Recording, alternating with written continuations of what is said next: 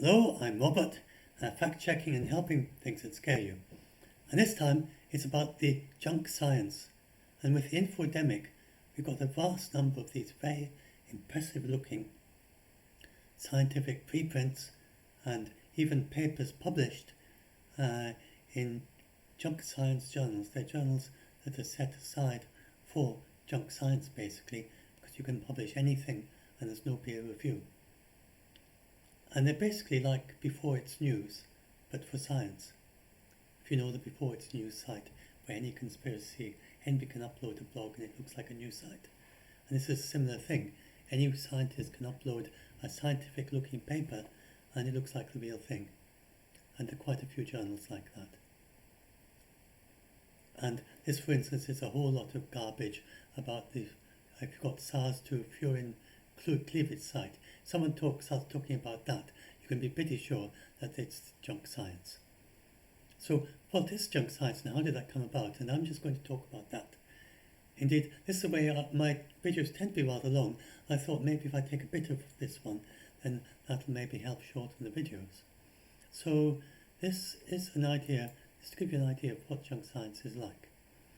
So this is in Indonesia, I think, somewhere.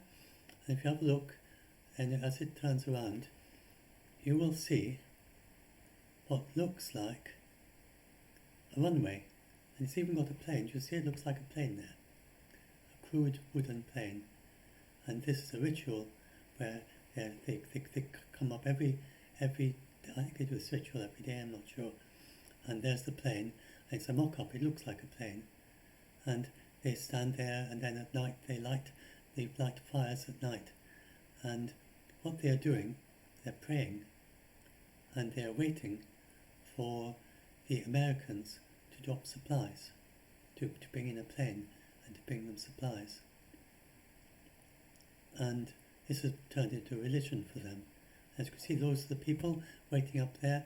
They're waiting for the planes to arrive, and they just sit there waiting. Day after day they do this. Where this particular day is, I'm not sure. That's meant to be a watchtower, where they're going to shine their light torches in order to help guide the planes in. And this is basically what junk science is like. Junk science is like these people who put all the paraphernalia of science, but it's not really science. They're just sitting there waiting, and it looks like the real science. And if you were very naive, and you'd never seen a plane before, then you might think that these people are the genuine thing and the planes are going to arrive.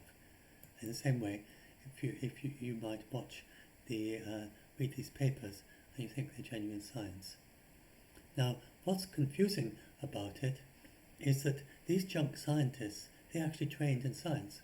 They might have BScs, they might even have a doctorate.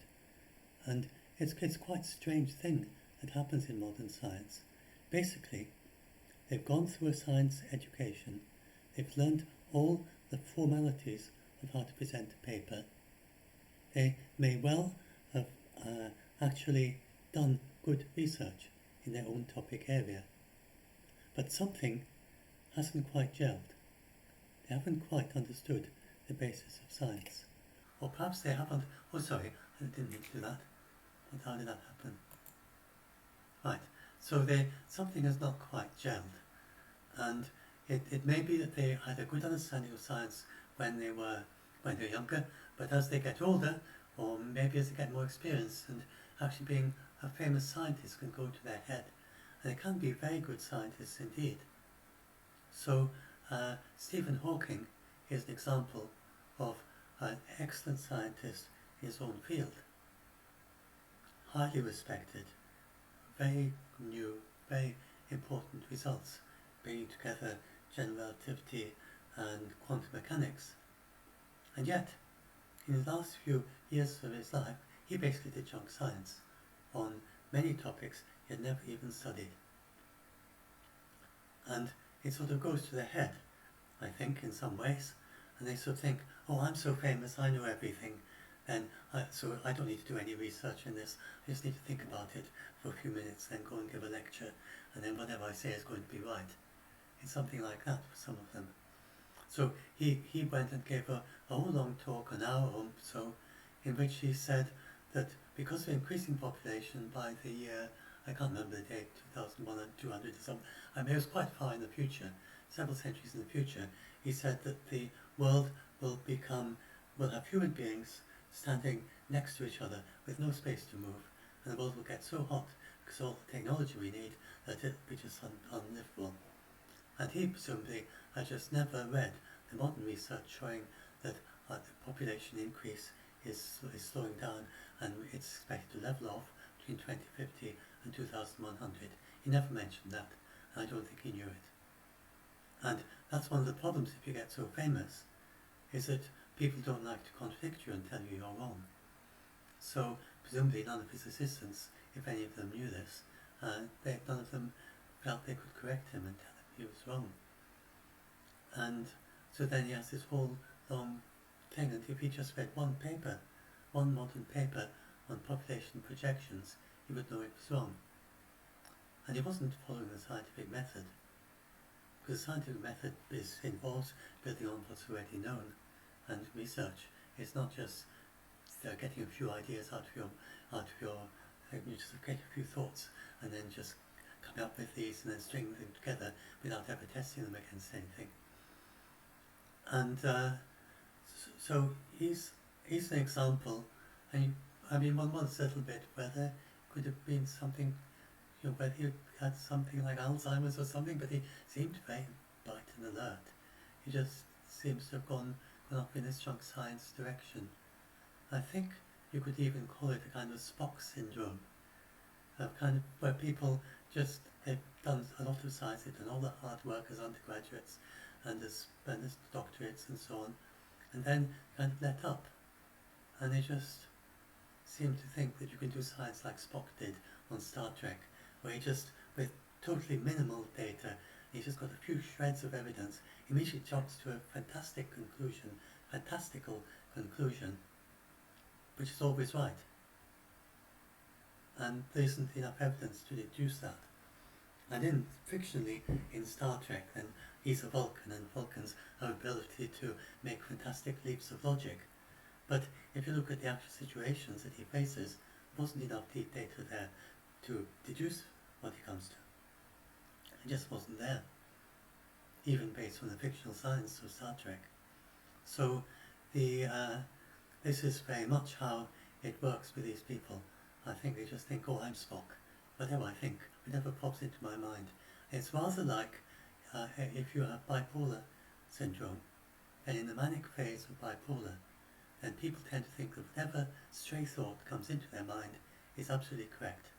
And they have this, and there's a kind of feeling of absolute certainty comes into their mind.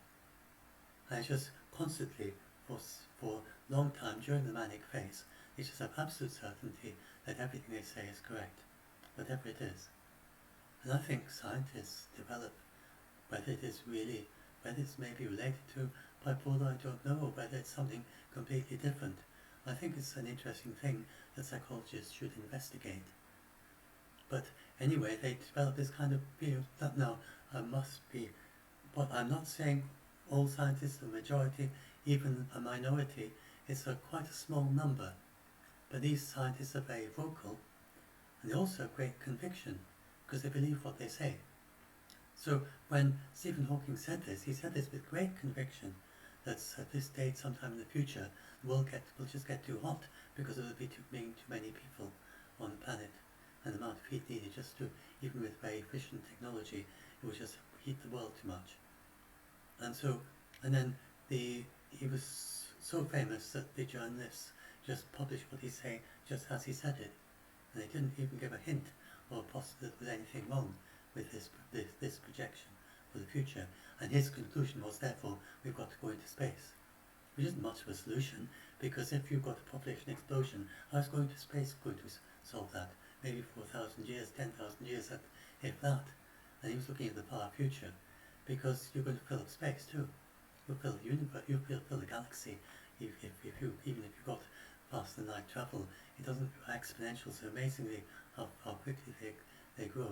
But luckily we're not on an exponential growth, so we don't need to worry about running out of matter in all the stars in the galaxy. We couldn't even make human bodies out of all the stars in the galaxy if we had an exponential going for very long.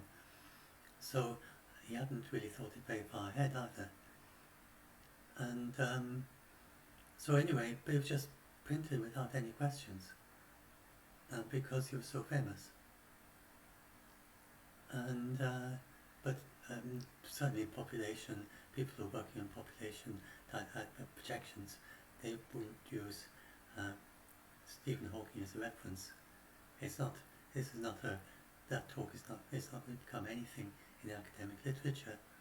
It was just a post. It was just someone giving a talk that's going to be forgotten. I think most people have forgotten it by now. There won't be many people who remembered it, I shouldn't think. And so we get this with junk science, and then, for instance, Guy McPherson, he's an example. He's a respectable ecologist, but he has kind of got this kind of Spock syndrome idea that he's an expert on climate change, and then he just says very absurd things about climate change. He has a following of people who follow him. And he says, oh, temperature's going to go up by 10 degrees next autumn or something, and nothing happens. And his followers are so keen on what he says that he just says it again and again. He says ridiculous things, and they never happen. So he's a very clear example of a junk scientist.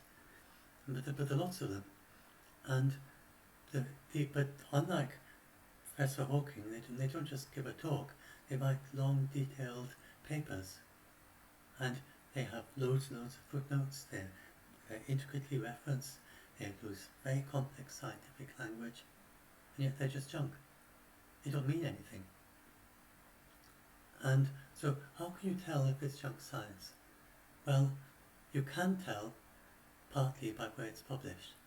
So if it's published in Nature, but not in not in Science Reports, which is very confusing. Science Reports is in under the Nature logo, but that basically publishes junk science. So that's quite a strange thing. I don't know why Nature publishes junk science, but it does. It has a special section for junk science. But it's basically Nature Science Reports is if you've done several years' work, you got your doctorate, you tried to get your doctorate, but maybe you got your doctorate, but the result just wasn't interesting enough to publish. So you publish in Science Reports because you didn't come to a conclusion, or the conclusion was very weak, or it's just not good enough to publish anywhere else. And yet you want to publish it somewhere respectable, and you pay up the fee, which is quite a high fee, I think, for get it published in Science Reports for Nature. But it's just less out and out, pretty much junk science published there. And I've had to debunk quite a few of the stories that, and then you get, because it's under the Nature logo, you get journalists publicizing it and presenting it as if it was the latest report from the IPCC or something. And yet it is, some of it is really out and out junk science, and other things are just very, very low quality. And but it just looks no different to the naive eye. It's got loads and loads of citations using extremely complex scientific language. It's written by scientists who are trained by other scientists, and they know how to talk the talk, as it were. They're not really walking the walk. They're not really doing proper science. Or they did proper science, they just didn't come to any conclusion, and so they waffle, and then they may say something preposterous that's not really supported by what they did. And depending, so there'll be some decent stuff in Nature Science Reports. It's just not very interesting, but it's all reasonably sound. And then there are other things which are just people extrapolating and exaggerating and making stuff up. And because there's no peer review, then you can basically say anything and it's just be published. Another thing like that nowadays is the conversation, which is that's really pretty good actually. It's got lots and lots of excellent experts talking and directly saying things, but it has some junk stuff in it as well. So you have to watch out for that. It's really quite hard to tell. So, but if it's on the main Nature journal, then it's not going to be junk science. That would never publish junk science. So there are a few journals. There's some very high reputation journals, like the main Nature journals, the proper ones, not science reports, then they're never going to be junk science. And then the gold standard here is what's known as a systematic review. So even if it's not junk science, it's very often not the last word. In other words, it can be wrong. So they've done the best science they can, they're using very good scientific methods, and then they come up to number 5, and then someone does exactly the same, and they come up to number 11, and someone does the same, they come up with number 9. And they're all talking about the same thing. So this can happen in science. It happens when our scientists are at a rather early stage and you're of working things out. And it just isn't enough data there yet. There isn't enough evidence to be certain. So unlike, say, politics or something, in science there always is a right answer for just about anything that you're looking for. But it can sometimes be very hard to find that right answer. A right answer could be a range of possibilities, like for instance with weather forecasting. The right answer could be there's a 20% chance of rain. So the right answer, it doesn't necessarily mean you know what's going to happen. It depends on the situation, but there's the right answer as to whether it's a 10% or a 90% chance of rain on that particular day as well, for instance. Because of the chaotic nature of weather, then over a period of about 2 weeks it becomes impossible to, something like that, it just becomes impossible to give an exact answer, but you can still give precise probabilities for different outcomes. So science always has a right answer in some sense or another. It's sometimes a probabilistic answer, and but you don't always know that, and it can take quite a lot of work to get to that point where you can find those answers. And sometimes the answers depend on what we do in between now and then. So then it's also a conditional answer. Like it says, if you build this dam, then this is what's going to happen to the river. So that's a conditional answer, conditional on what we do. And so that's genuine science. And then if you want the best possible answer in scientifically, the gold standard is the systematic review.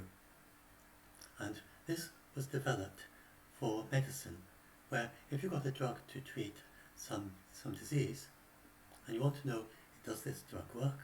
Does it really treat it? Does it reduce the length of time you're sick? Does it stop you from dying? And does it have any risks of actually harming you? Then you don't want a spot figure to come along and say, sniff, sniff, sniff, what's that? Do I think this drug will work? Yes, I do. And then you should approve it.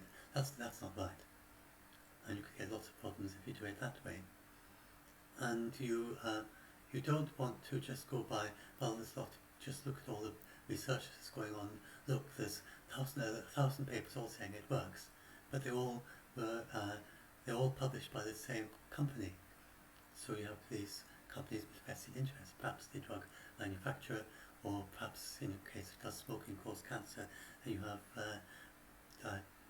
you have papers published by tobacco companies, and they've obviously got a vested interest. So the systematic review is a way of getting to the best scientific knowledge we have.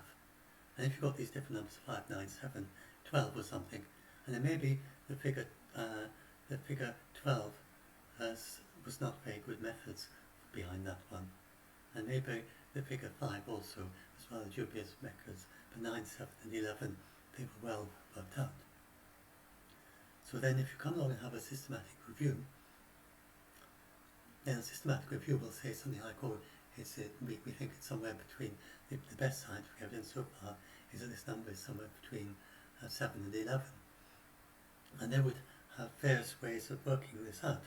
And they would not just, based on those research, they also look at unpublished research, and they'll look at expert opinion, informed expert opinion, and they'll have different lines of evidence, and then there's a process. And the World Health Organization often criticized, for instance, because they say, for instance, you get these people trying to lobby the World Health Organization to say COVID is airborne, and I mean everywhere, including in wards general COVID ward that you need to wear an N95 mask all the time. And you get people lobbying the World Health Organization to come to this conclusion. But the World Health Organization are immune to lobbying, because what they do is called a living systematic review.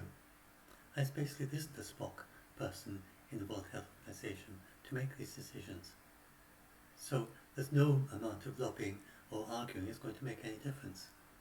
What they have is a number of scientists who work together as a team, who go through this process called a living systematic review, which is a way of weighting all the evidence for all the reports and looking at how strongly based they are in science. And based on that, you give an outcome which is your best understanding as a team, all working together to work out what is the best science we have at the moment as to whether COVID is airborne or not. And then there'll be a range of different papers saying different things. They say, okay, that paper says that, but the research wasn't very good. It just used, they weren't even doing, they were just doing an experiment with rats, say, and it doesn't tell you much about humans. Or it was just an experiment that showed that the RNA is transferred in droplets, but not whether it's infectious. So they'll look at the different methods and then they'll say, oh yeah, that was reasonably well done, but look at the error margin, it's absolutely all over the place. Or, you know, that was done, but there's a possibility of contamination. And they say, well, they haven't actually looked at that possibility of contamination, they should have checked that, and they didn't. So there'll be all sorts of things like that the ordinary person like you and me just can't check. We just don't know, we're not expert enough to check these things. So that is how the World Health Organization, they're continually doing it's called a living systematic review, where they constantly are reading all the papers, including they talk to people that directly as well, talk to researchers directly who haven't yet published their research. They do that as well. And they're talking all the time, every week, all around the world, and they have the best access of everyone to all this data and all this research. And then based on that, they meet regularly, and then they decide what's the latest update on this living systematic review. So no amount of lobbying can change that. Someone said, you've got to say it's airborne because of X study, and they'll say, well, we'll take account of that study in our next living systematic review. That's all they can say, because there's nobody there to make that decision. It's done together, and as a result of the outcome of the process, they don't know themselves what the decision is going to be until they do the next review. So that is the gold standard of science. So you have the junk science and the Spock figures, then you have the people who produce genuine good science papers with varying levels of like I said, the nature science reports. Then some of them, they are decent science. So that's a bit strange, a bit of a mix of junky science stuff, because they don't even check the reasoning very well in nature science reports. It's very, very open, that almost anything can be published. And you get quite strange things said there. But that does have some decent science there, that is just not a very strong basis to it. So the World Health Organization would look at stuff like that. They'd ignore the junk science, but they would look at the science with a weak basis, and they'd look at science with a strong basis. They just take account of everything, and preprints and unpublished stuff, and just talking to people who are researching in the field and everything, and they take account of everything. So when you come and look at a particular paper, it's very hard to know where it is in that spectrum, from junk science all the way to the highest quality science, very strongly founded, using the best possible methods available in the entire field, and very carefully done. And we can't tell the difference between a paper like that and junk science, basically, except by looking where it's been published.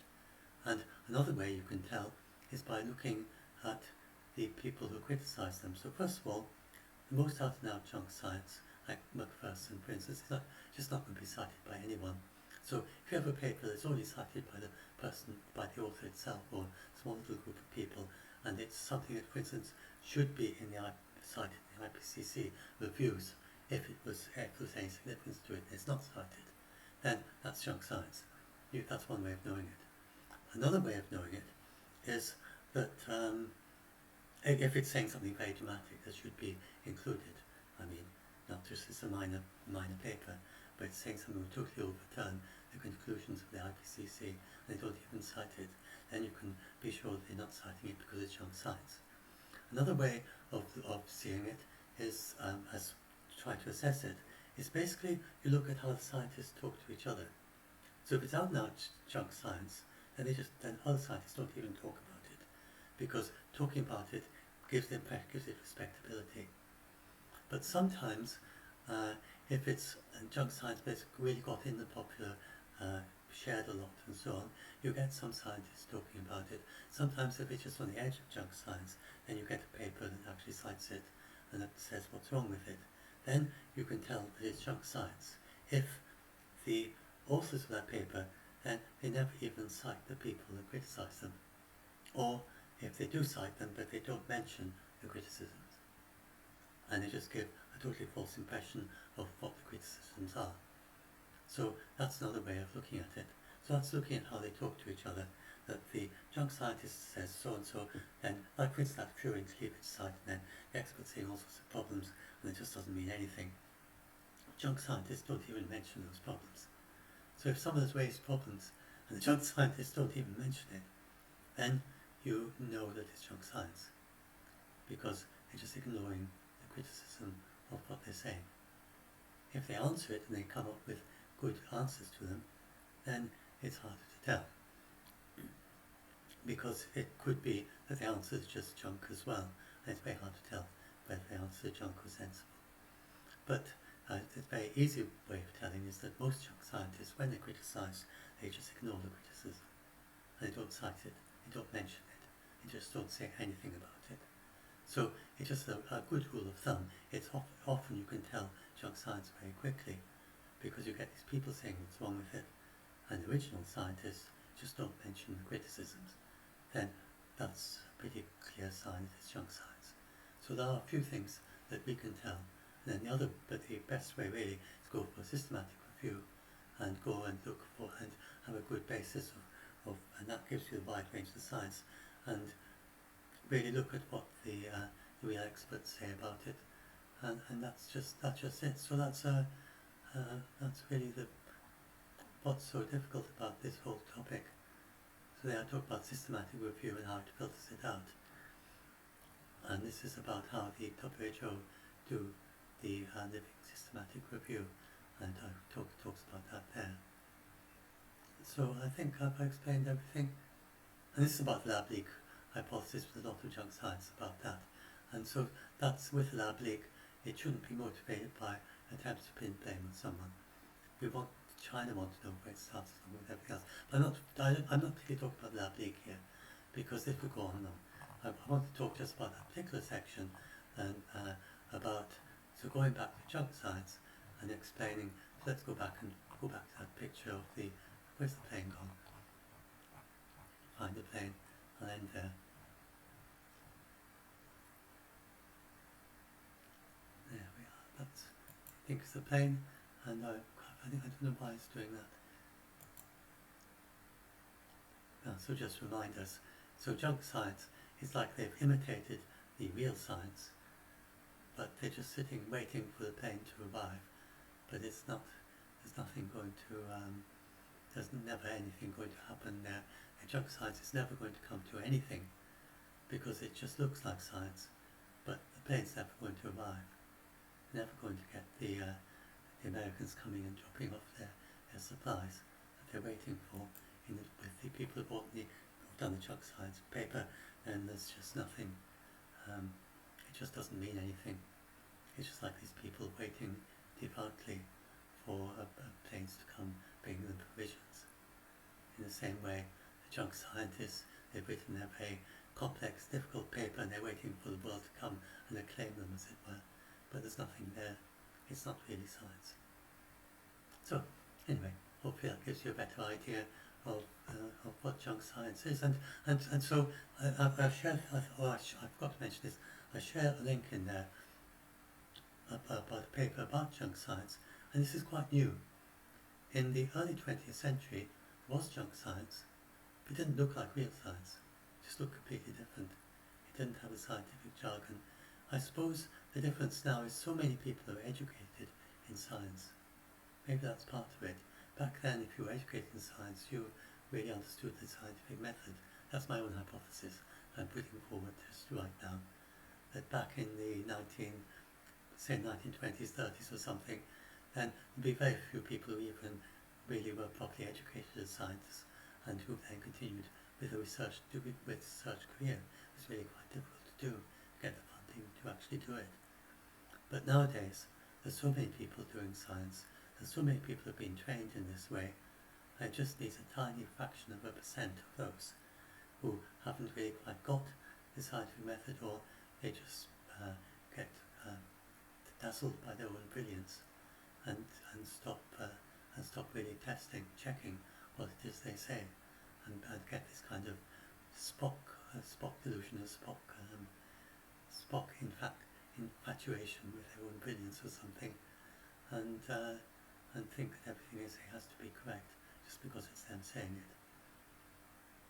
Quite like being manic, but they are the difference between now and the early 20th century is that nowadays they have gone through all the training of scientists, and they've even got their doctorate. They've got all the formal. So they can make these things that look wonderfully, look just like a scientific paper, because they have actually published genuine scientific papers in the past. But they've lost the content of it. There's no substance there, and that's what's usually meant by junk science nowadays. And there are vast numbers, and the COVID pandemic has really brought all the junk scientists out of their nooks and crannies, and because they publish this stuff anyway, but now they've got the whole world and it gets published and you get it going through all the media, and just being even end up on the news, on the mainstream TV news sometimes, junk science, because it looks like the real thing. And like science reports, like I was saying, it's got Nature science reports, and a journalist who is not very clued up on this thing, oh well, fantastic new result, isn't that striking? And then they'll write a newspaper story about it, and it's just junk science. So that has happened recently, in the last year or two. So there'll be quite a few junk science things that have hit the news. So do watch out for that then, especially the far more of those that are being shared virally. And I'll finally say this other thing, that these junk scientists are basically generally saying that the WHO don't know what they're doing, the US CDC don't know what they're doing, that the vaccines are unsafe, that COVID is not really a disease, that COVID was created, is actually produced using 5G towers or something, or that all sorts of crazy things. And so another thing to bear in mind is that all the time in your life you are protected by regulators. So I know this laptop is safe and I can touch it, I'm not going to get electric shock. I know that my microwave is not going to explode, and that if I go near it I'm not going to start, my hands aren't going to start being microwaved by the microwaves leaking from it. And I know that my bicycle is safe, it's not going to fall apart when I try riding on it, as long as it's reasonably well maintained. You know, your car is safe, you know, the planes are safe, to a very high degree. You know that the food you eat hasn't got arsenic in it, and hasn't got all the various dangerous additives that it had in 19th century Victorian England, that some of it had. And you know that the water you drink is safe, and it hasn't got diseases in it. And if you are lucky enough to live in one of the wealthy economies where you've got piped water that is safe to drink, then we just get water from the tap and drink it without a second thought. We rely on regulatory authorities to keep our water safe. So, and if you buy aspirin from the chemist, or you buy a cough medicine or something, then you know that what you're buying is safe, and it's not some poison that has been put into capsules that isn't really aspirin at all. So in the same way, then these vaccines and the therapeutics and the drugs they are tested in the same way, and they go through regulatory authorities in the same way. And although it's emergency approval, they would never do. There's a very high standard of emergency approval for a vaccine for very obvious reasons. It has to be very safe if you're going to give it to millions of people. So it's just like you rely on the safety of your microwave, the same way you rely on them to properly assess the safety of the vaccines. So that's quite a good counteracting of these, because an awful lot of the junk science is saying basically that the regulatory authorities are not doing their job properly, but we rely on them all the time to do their job properly. So just bear that in mind. So why would they suddenly not be doing their job properly in the middle of a pandemic when it's most important of all to be very, very safe? Because even a slight mistake could lead to thousands of people dying. So yes, they do their job properly. Think if you were employed with the FDA, for instance, and think that it was your job to go through the process of approving one of the vaccines. And this would be the most important assignment you've had in your entire life. And you would be very, very careful and very, very cautious. So do rely on the World Health Organization, the US CDC, the FDA. These are all reliable authorities, and they know what they're doing, and over many decades they have developed this ability, they have developed these processes that keep us safe. So listen to them and don't listen to the junk scientists.